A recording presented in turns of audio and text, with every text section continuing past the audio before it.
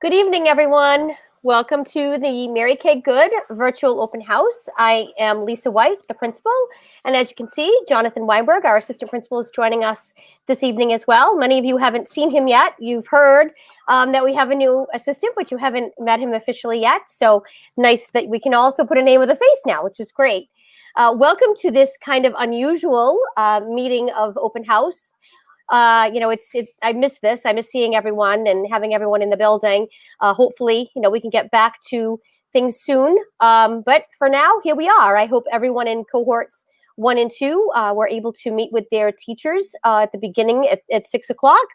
So we're going to start right in because I know that I do have families that are joining us that will be going to the open houses for cohorts 3 and 4. But before I start, I do want to thank Mr. Siciliano for his incredible help with helping us get this up and together, and working with us every day to make our technology. I know there's been some struggles and some toughness, I guess, along the way, some frustrations and some challenges, and he's always there, and the tech office is there, and they've been very supportive and helpful with what we need.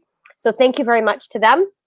So I'm going to begin our open house with talking about some learning behaviors. I know we are very focused on academics and meeting the needs of this in the standards that we have set forth by the state of Massachusetts. But we also have some things that are really important that we look at with our kiddos every day, and those are the learning behaviors. So learning behaviors are learned actions that enable students to access learning and interact with others productively in the community. These behaviors are developed in and outside of school. Learning behaviors help with understanding and managing emotions, establishing and maintaining positive relationships, and making responsible decisions that are essential in life with life skills. They complement the curriculum content taught in the elementary grades and are a natural part of learning about oneself while interacting with others. And meaning, it's about being a good person and how we get along with our daily life. And it's so important, especially now with whether we're remote or we're in school, that these learning behaviors are critical to our overall learning every single day. And they're behaviors that, we look at throughout our lives that don't just happen in elementary school. We start the building blocks in elementary school, but they're really important as we move through all aspects of our life. Next slide, Mr. Siciliano, please.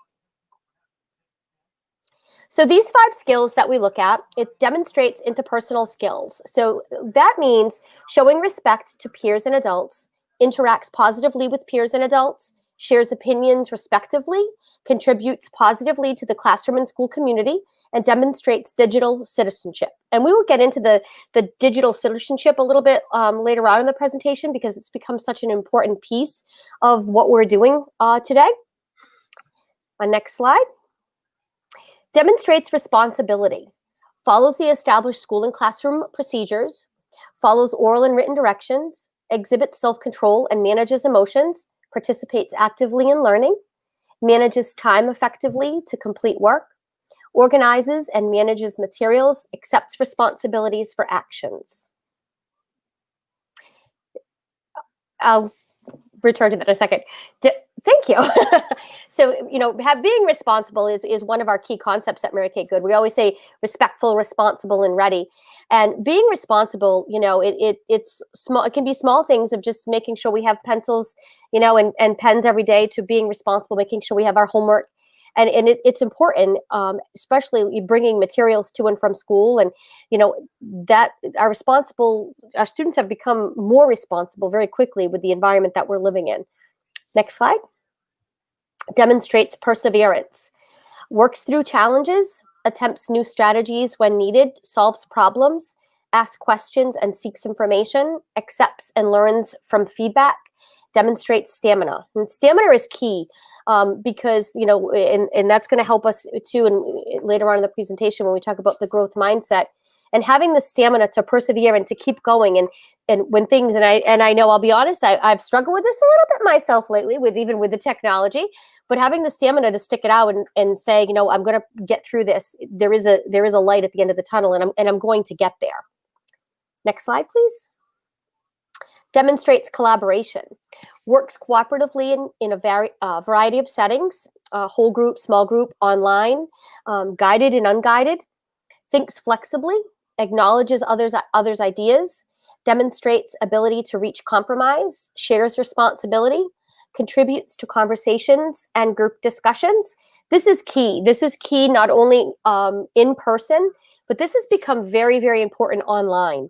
I know many of our families have been able to be around their children when they're online, and turn taking becomes a little bit more difficult when you're online.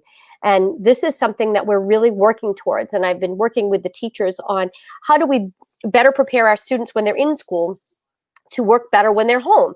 And for our remote students, full remote students, it's a challenge. It's a challenge to know, when you don't have the eye contact in the classroom per se, to when is it my turn? When am I going to be able to have some small group time? And right now, we're having a difficult time with our small group because we can't do it the way we always have done it before. But it is very important to our learning, and hopefully we can get back to doing our small groups sooner rather than later. Next slide, please. Demonstrates initiative, takes appropriate academic risks, begins tasks without prompting, demonstrates self-advocacy, uses technology to demonstrate learning, selects appropriate tools for tasks, seeks to improve work. This is that get up and go. I know I have this to do. I need to just know what I need to do, know the steps I need to take, and to start that initiative without even an adult saying, okay, we have to do this, this, and this. Being able to kind of be a little bit self-motivated when we're working on our tasks. Next slide, please.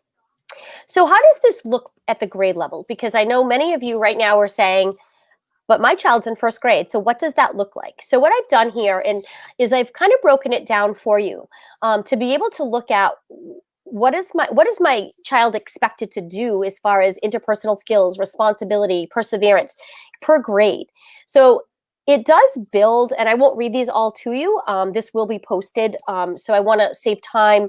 But I'll just kind of, for first grade, they build on. So if we see student waits for another to finish talking, that's a skill that we're going to use our whole lives. Student addresses others by name. Being able to have a conversation, looking at someone, saying their name, so students are aware of who's being spoken to. Respects personal space of others.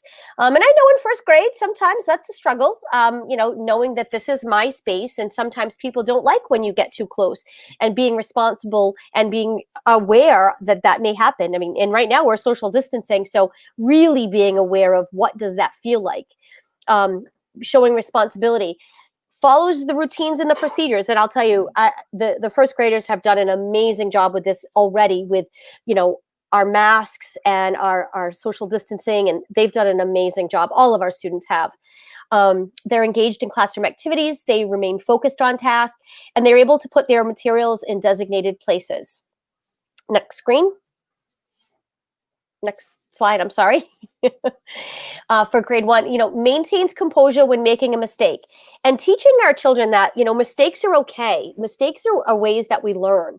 And, when that does happen, being able to say, okay, I made a mistake. How do I fix it? How do I learn from it? Consider another strategy when first isn't successful. When you try something and it doesn't work, what else can I do? We don't just stop and say, I'm not going to continue. What other ways could I attack this situation or this problem? Attempting new things. This is scary sometimes. I think this is scary for adults. So learning that, we may not get it right the first 10 times we do it. So we have to keep at it. We have to keep trying. Collaboration, working in small groups, and being respectful when someone disagrees with you. Not everyone's always going to agree with you, and being okay with that. Next slide, please.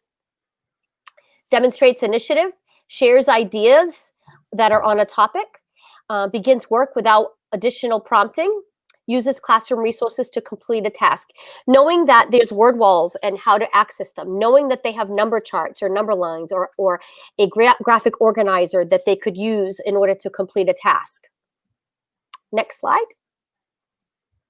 And as you can see, and I read grade 1 for you, but grades 2, 3, 4, 5, what happens now is they start to build on each other. So we're still continuing with what we've learned in grade 1, but now it gets a little deeper with Now we're sharing and listening to others' opinions.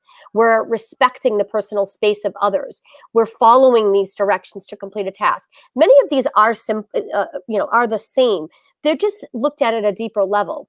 Using a personal and school supplies in a respectful manner, using time cues or teacher prompts to pace your work. Students start to realize by the end of second grade that, they start to feel and learn what time is. When a little one, when you tell a little one, I'm sure many of us experience this, 10 minutes until bed, they can't internalize what 10 minutes feels like until you get a little older and they know what that feels like. This is when this starts to happen, how long things are going to take to be completed.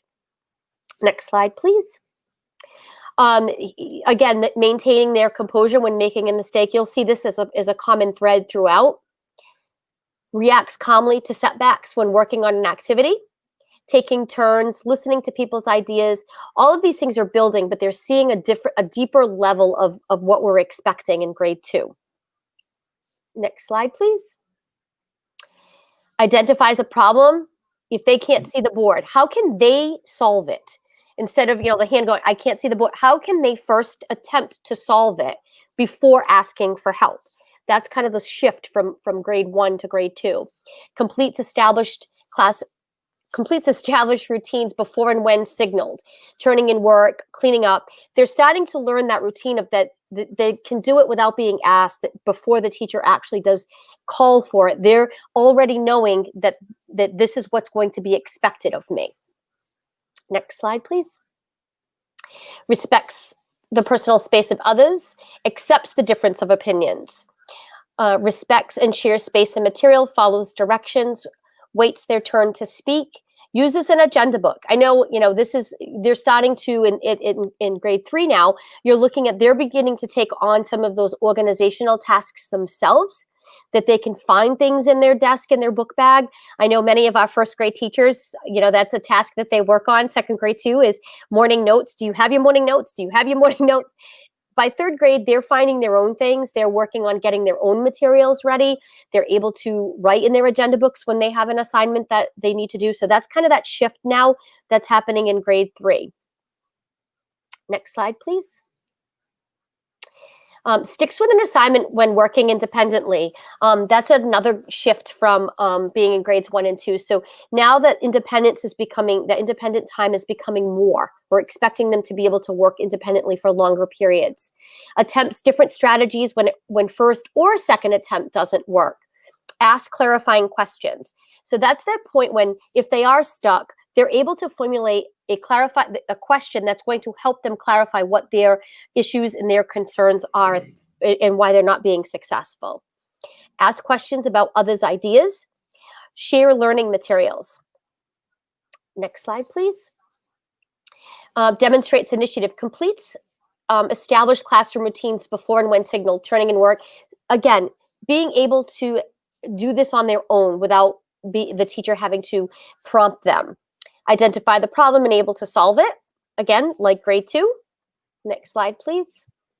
Grade 4, again, now we're looking more at uses conflict resolution by asking nicely, ignores distraction, gets a teacher. They know now, that if there is a conflict that they can't manage, that they can start, it's that starting to figure out that I can ask someone, can you please stop that? Or, if there's something going on in the classroom, they're starting at a point of that they're able to ignore it. They're able to adjust to what's going on in the classroom. Again, respecting the personal space and accepting the differences of opinions. Is prepared for class, is able to, without prompting, bring materials to class, and they can locate their materials when called upon. Review their work before submitting. That's a big piece of fourth grade, is being able to, before you complete the task and just handing it in, being able to really take pride in that, look at it, review it, go over it, check it for mistakes, making sure. The big thing, I did something in third grade the other day. I made sure I put my name on that paper. By fourth grade, that's a kind of a done deal. You're putting your name on, you're reviewing your work before you're handing it in. Following your established procedures and directions in your classroom. Next slide. Does not give up when working on a challenging learning experience. And again, this is tough. Sometimes it's easy to give up. Sometimes it's easy to say, this is too hard. I'm going to just, but at this level, we're really wanting our kids to persevere through this and work through a problem that might be difficult for them. Determines when clarifying questions are needed. Uses resources to help complete a task. So they may need a dictionary, or they may need a thesaurus, or they may need to look something up. So being able to do that on their own independently. Attempts different strategies when things aren't working. Compromises with others, listens to others, plays an active role in a group. This is where you see a lot of group work now. Kids are able to take actual roles in group work. That starts to happen at this level. Next slide, please. Asking your clarifying questions again, working in timely fashion, able to solve challenges. Next slide, please. Uses conflict resolution to ask nicely again, respects others' differences in opinions, is prepared for class. This is 5th grade, I apologize. Uses your agenda book, reviews work. You can see this is very similar to our grade 4 students as well. Next slide. Attempts different strategies, reacts calmly to setbacks, determines when clarifying questions, compromises, listens, and plays an active role in a group. Next slide. Again, ask clarifying questions, starts work in a timely fashion, attempts to solve challenges appropriately. Next slide, please. So how are learning behaviors taught and reinforced? Learning behaviors are naturally taught and reinforced throughout the school year. They are developed and reinforced at school and at home. At school, there are lessons or instructional activities to develop students' understanding of the behaviors and practice them in authentic settings. Teachers also model and reinforce learning behaviors during daily activities. So we're doing this all the time. We're practicing, in those, checking our backpacks, checking your work, teachers, reminding their students to do these things. Those are all, those teachable moments that are happening all the time, constantly going on. There's not necessarily a set lesson for these. It's the stuff that we do every single day with our students. Next slide, please. So there's that digital citizenship I mentioned earlier. And, we're all online right now at some point during the day. We're pretty much all, required to be online. So digital citizenship refers to the responsible use of technology by anyone who uses computers, the internet, and digital devices to engage with society on any level. And this is critical because, we're not only, our kids are gaming, but they're learning now. And all of those learning behaviors that come before that really play into being a good digital citizenship, just like it's being in your classroom and listening to the teacher and raising your hand and talking when called upon. That's the same idea, using technology for learning purposes. And they learn a lot about this with Mr. Steinberg as well during their computer classes. He goes over all of our safety nets and our security and really goes over what a true digital citizenship looks like every day when we're in class or we're learning or we're playing something on our computers. Next slide. So remote learning. I know this is everyone's kind of working on this still. So, and I know many of you we're about 4 weeks in now, and many of you are doing an amazing job with your kids and being home. And you've set a schedule for them. And I know having the teachers set the schedule, helping to set our schedule too, has been very helpful. And thank you for the feedback on how, we did move to try to have lunch at the same time every day. And I appreciate your feedback on that because that was great for us to be able to do that. Materials check, making sure that, 4 weeks in that we, every day that we have our materials ready, that we have our pencil, our crayons, some paper if needed. That's very, very important each day before we start our remote learning. Creating a learning environment. Very important. Kids, as you know, they're distracted by many things and they're all watching each other on the screen. What goes on behind your child, other kids can see. So being aware of that, as you see, when I'm working online, I have a wall behind me. So my dog's not going to walk by me, which can happen, which has happened.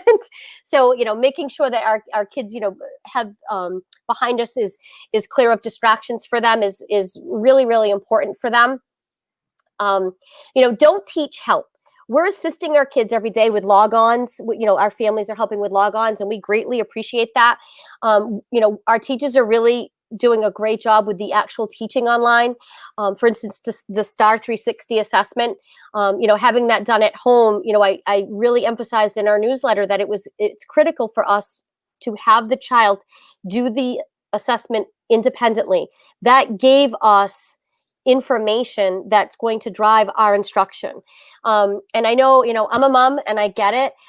We want to help. That's our job as parents. But sometimes, we have to step back and we have to let them struggle with it. It's okay.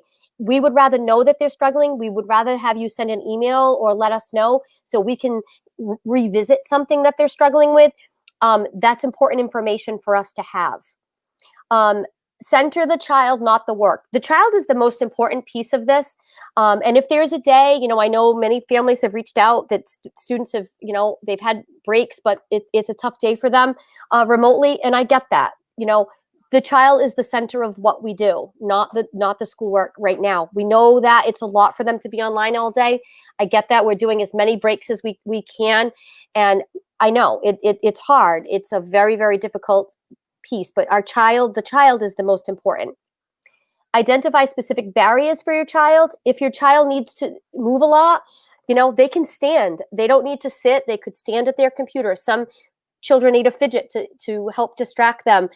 Anything that your child, we have allowed gum in some instances, but we don't have them blowing bubbles. So that's a bit of an issue, but things like that will help your child. If your child is distracted, trying to bring those distractions down so that way they're able to focus on their learning. Encourage a growth mindset with I can statements, which we will going to talk about next. Help with organization. That's key. Helping your child keep organized at home. Some folders or color coding is helpful. Honor the complexity of learning. Learning isn't easy. Learning is quite difficult. And sometimes students take a little bit longer to learn, and patience too with our staff and our teachers. This is new to a lot of us. So there's a lot of complexity and a lot of things that go into learning. So we greatly appreciate your patience and letting us kind of, in some instances, feeling like we're stumbling our way through this, but we're learning and we are making it better every single day. Helping your child find the motivation. Some days it's tough. Some days, we don't want to necessarily be at the computer, but helping your child to find the motivation, helping them, getting ready, getting up for the day, getting to school. We have to keep upbeat as adults because our children feed off of what we do. Clarify directions and assignments. That's totally fine to do with your child if they need help with that. Absolutely. Next slide, please.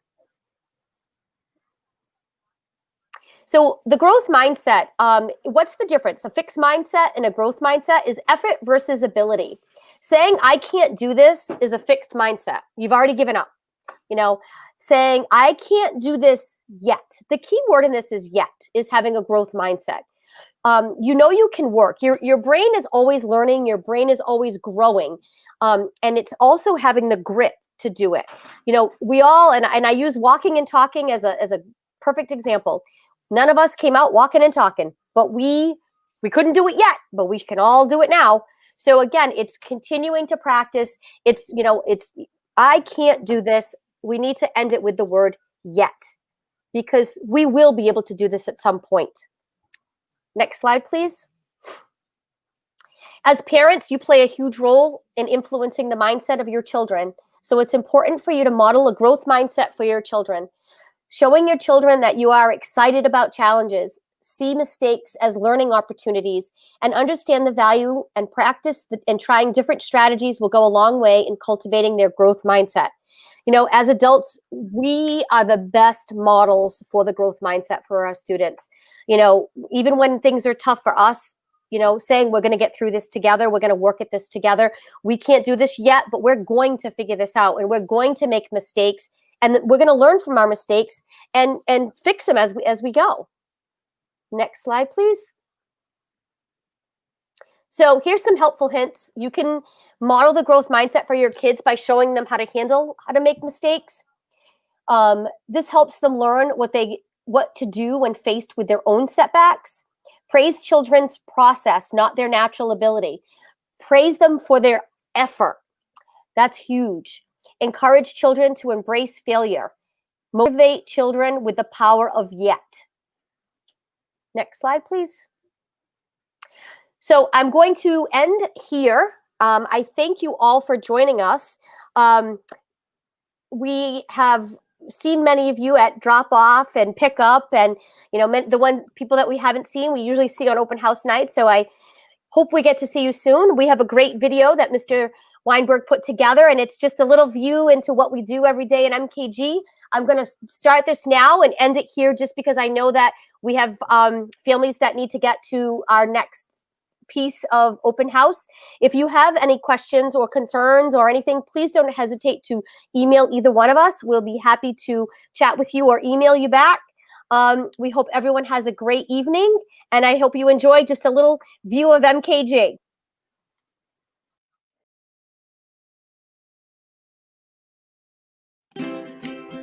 Welcome to the Mary Kay Good virtual open house.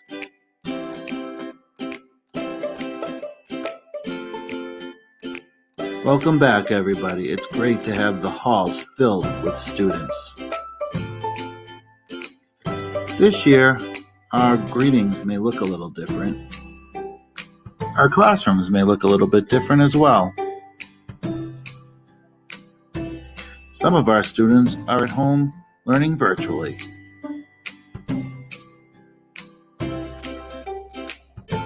Our talented MKG staff working with students on the computer. MKG students have been able to enjoy the beautiful weather during snack time, eating lunch, and mask breaks with exercise and movement. But most of all, we see our students and faculty engaged in learning. Students actively participating in lessons, using whiteboards in math, and working on science experiments. As unique and unprecedented as this year has been, it's important to remember that we are all in this together.